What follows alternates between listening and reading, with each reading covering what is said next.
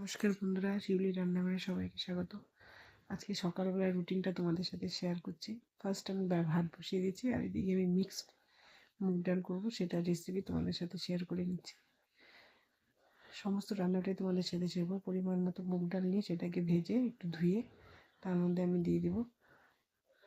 ভাজা ওই লাল লাল করে ভেজে নিচ্ছি, তারপর এটাকে ধুয়ে পরিমাণ মতো জল আর লবণ, লঙ্কা।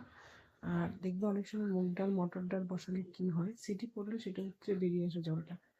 তার জন্য আমি কী করবো, সামান্য একটু সরিষার তেল দিয়ে দেবো, যাতে সিটি পড়লে জলটা উপর দিকে না চলে আসে।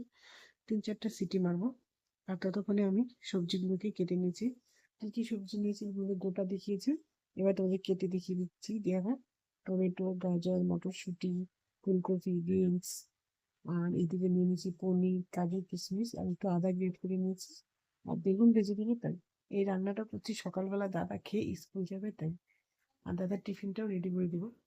মুগ ডালটা 3টে সিটি করছে, তারপরে একটু হলুদ দিয়ে তাটা দিয়ে একটু ঘেটে নিচ্ছি। সামান্য ঘিটবো, একদম জল জল করবো না, মানে একদম মিহি ঘিটবো না, একটু ঘেটে নিচ্ছি। তার মধ্যে জল দিয়ে দিচ্ছি, একটু কাঁচা জল দিয়ে দিয়েছি, গরম জল করা হয়নি। করে এটাকে অন্য একটা ওভেনে ট্রান্সফার করে দিচ্ছি। করে এটাকে একটু নাড়াচাড়া করে প্রেশার কুকারের ঢাকনাটা দিয়ে এটাকে ঢাকা দিয়ে দেবো।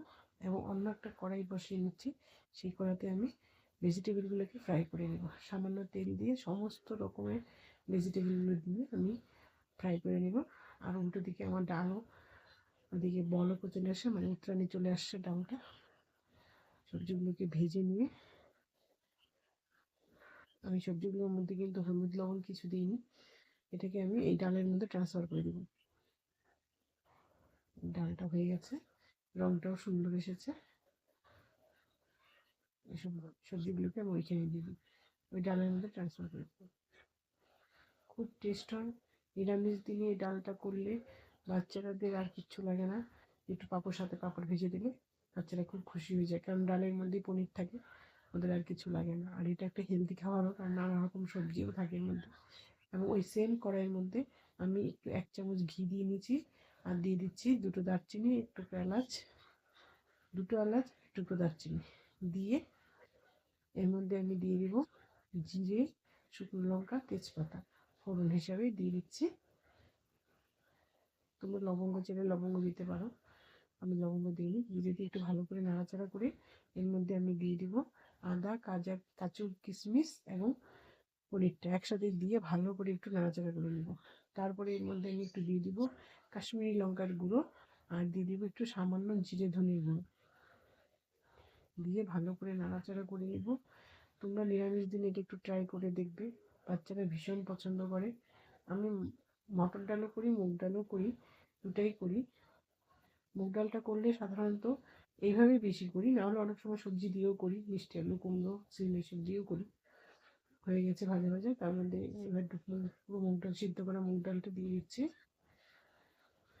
দিয়ে একটু নাড়াচাড়া করে এর মধ্যে সামান্য একটু চিনি দিব, যারা চিনি খাওয়া ডালে একটু দিবে, এইসব ডালে, সবজির ডালে দিবে, আর না খেলে স্কিপ করে চলে যাবে। হয়ে গেছে আমার।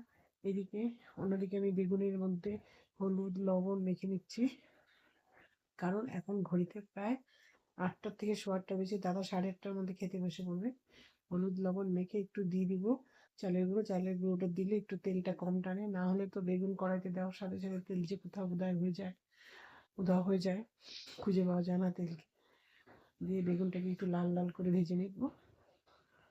এদিকে আমি এখন, এরপরে এইসব হতে হতে আমি আমার দোকানের জন্য খাওয়া, মানে দুপুরের খাওয়া রেডি করতেছি। ছেলে, আমার দোকানে যে স্টাফটা, সেটাও দোকানে চলে যাবে, তার জন্য দুপুরের খাওয়া রেডি করতেছি। দুপুরে হবে ফুলকপি আলু পনিরের তরকারি হবে, দুপুরে হবে, রাত্রেও যাবে, একটু বেশি করে করে নেব। বেগুন ভাজা হয়ে গেছে, উঠিয়ে নিচ্ছি। সকাল হলে মানে 2টা হাতের বদলে 10টা হাত হলে মনে হয় ভালো হয়। পনিরটা কেটে নিচ্ছি, এই পনিরটাকে ভেজে উঠিয়ে নিব। তারপরে কড়াইতে আরেকটু তেল দিয়ে জিরে, লঙ্কা, তেজপাতা সম্বার দিয়ে আলুটাকে একটু ভাজা ভাজা করে নিব।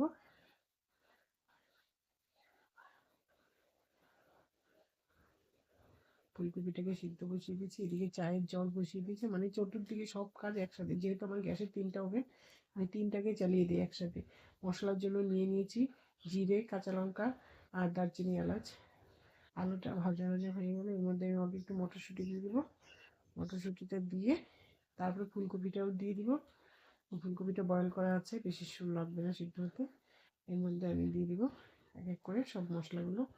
বাটা মশলাটা দিয়ে দিলাম, এবার গুঁড়ো মশলাগুলো দিয়ে দিব। কাশ্মীরি লঙ্কার গুঁড়ো, লাল লঙ্কার গুঁড়ো, জিরের গুঁড়ো, ধনে, না জিরে ধনে দিব না এর মধ্যে, আমি কারণ ওটা মিক্স করে দিয়েছি। হলুদ দিয়ে দিলাম, লবণ দিয়ে দিলাম।